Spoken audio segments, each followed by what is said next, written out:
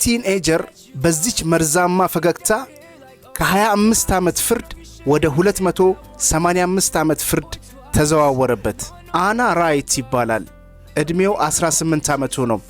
ከሁለት ጓደኞቹ ጋር ሆኖ እነሱም ዕድሜያቸው 18 እና 19 ነው። አንድ የሃይ ስኩል ተማሪ ይሄን ልጅ ሊሰርቁት ሙከራ ያደርጋሉ። ልጁ ግን በዋዛ ሊሰረቃቸው አልቻለም። ግብግብ ይፈጠራል።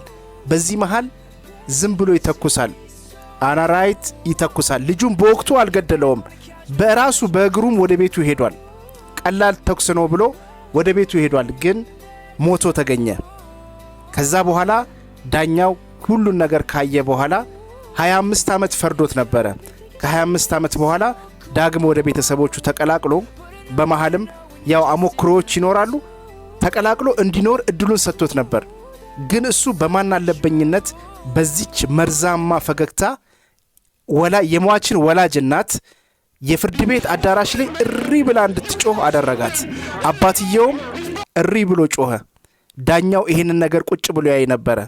ወዲያውኑ የ25 ዓመት ፍርዱን ሽሮ 285 ዓመት አከናነበው።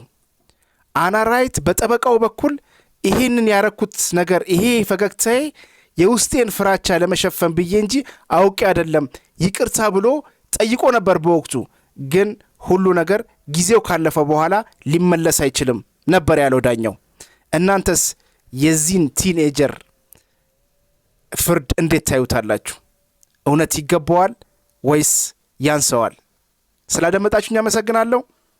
ቻው።